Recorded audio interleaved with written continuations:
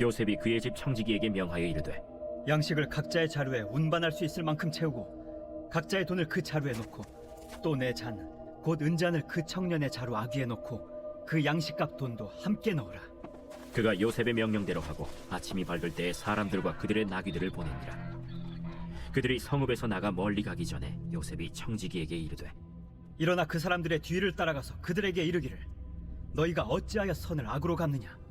이것은 내 주인이 가지고 마시며 늘 점치는 데 쓰는 것이 아니냐. 너희가 이같이 하니 악하도다 하라. 청지기가 그들에게 따라가서 그대로 말하니 그들이 그에게 대답하되 내 주여, 어찌 이렇게 말씀하시나이까? 당신의 종들이 이런 일은 결단코 아니하나이다. 우리 자루에 있던 돈도 우리가 가나안 땅에서부터 당신에게로 가져왔거든. 우리가 어찌 당신의 주인의 집에서 은금을 도둑질하리이까? 당신의 종들 중 누구에게서 발견되든지 그는 죽을 것이오. 우리는 내 주의 종들이 되리이다. 그러면 너희의 말과 같이 하리라.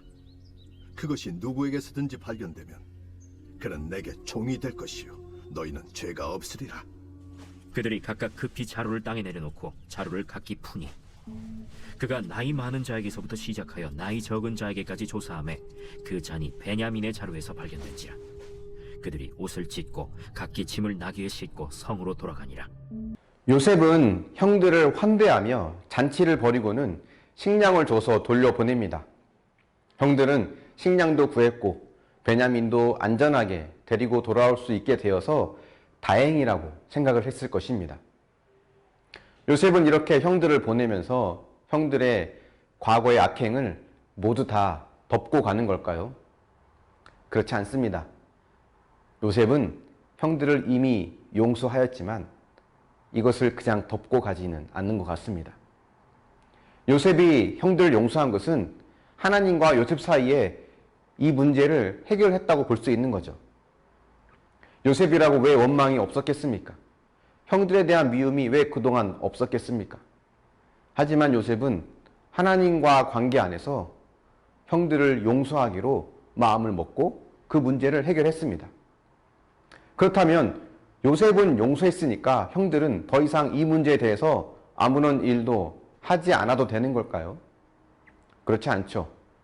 요셉이 용서했다고 해도 형들이 과거의 모습과 전혀 달라지지 않다거나 자신의 죄를 인정하지 않는다면 형들에게 요셉의 용서는 의미가 없는 것입니다. 그래서 형들은 어떻게든 자신의 과거의 사건을 직면해야 했습니다. 요셉은 형들을 테스트해보고자 한 것 같습니다. 과연 자신의 용서가 형들에게 의미가 있을지 알고 싶었을 것입니다. 그래서 자신이 사용하던 은잔을 베냐민의 짐에 몰래 집어넣습니다. 그리고는 고향으로 돌아가는 그들에게 사람을 보내어 그들이 은잔을 훔쳐갔다는 누명을 씌우죠. 결국 요셉의 계획대로 베냐민의 짐 속에서 은잔이 발견되고 모두가 다시 요셉에 있는 성으로 되돌아가게 됩니다. 이들은 자신들이 결백하다는 것을 보이면서 이렇게 말을 했습니다. 우리 중에 누구에게든지 은잔이 발견되면 그 사람은 죽을 것이고 다른 모든 형제들은 모두 내 주인의 종이 될 것이라고. 그런데 지금 자신들이 말한 대로라면 베냐민은 죽고 자신들은 모두 종으로 팔려가게 된 겁니다. 요셉이 왜 이런 상황으로 몰아갔을까요? 그것은 형들에게 과거 자신을 팔아넘겼던 상황을 비슷하게 재현하고 있는 건데요. 그때처럼 동생을 배신하고 자신들의 행복과 안전을 도모할 것인지 아니면 그때와는 다른 변화된 모습을 보여줄 것인지를 알고 싶은 것입니다. 그리고 요셉은 형들이 이 일을 통해 자신의 죄를 직면하기 원했던 것입니다. 요셉의 이런 모습은 하나님께서 우리를 대하시는 방식과 비슷한 것 같습니다. 우리를 이미 용서하시는 주님은 우리가 용서를 경험하고 누리기 위해서 우리에게 우리 죄를 보게 하시는 사건을 허락해 주십니다. 그것이 때론 요셉의 형들처럼 억울한 일로 나타날 수 있고 때론 감춰져 있던 내 죄가 드러나는 사건으로 나타날 수도 있습니다. 억울해할 만한 사건에서 자기 죄를 보는 것은 결코 쉽지 않습니다. 우리는 기본적으로 나는 옳고 너는 틀리다를 말하는 것이 쉽기 때문입니다. 이것은 어느 날 갑자기 되어지진 않죠. 평상시에 말씀을 묵상하며 자기 자신을 객관적으로 보고 자기 죄를 인정하는 훈련이 되어질 때 억울한 상황에서조차 자기 죄를 인정할 수 있는 수준이 될 수 있는 겁니다.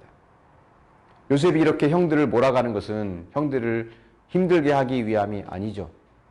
또 형들에게 복수하고자 하는 것도 아니었습니다.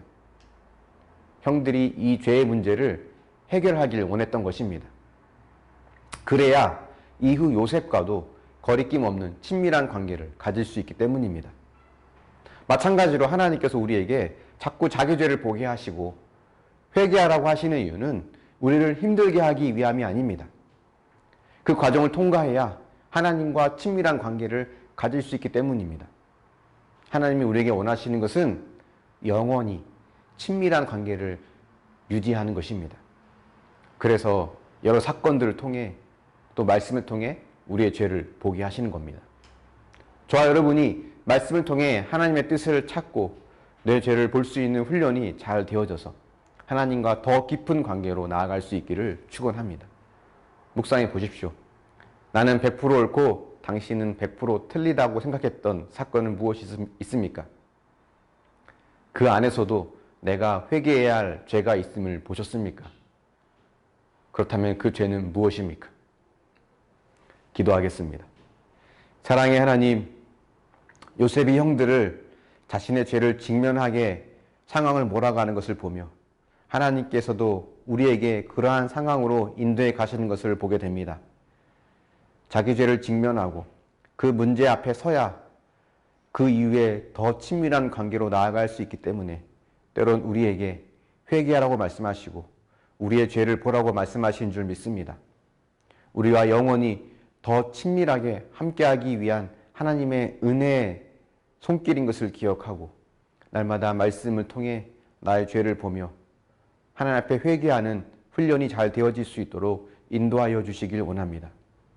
때론 억울해 보이는 상황이 온다 할지라도 언제나 내가 100% 옳다고 보여지는 상황이 온다 할지라도 그 속에서조차 나의 연약함과 죄를 인정하고 회개할 수 있는 성숙한 믿음이 되게 하여 주시옵소서.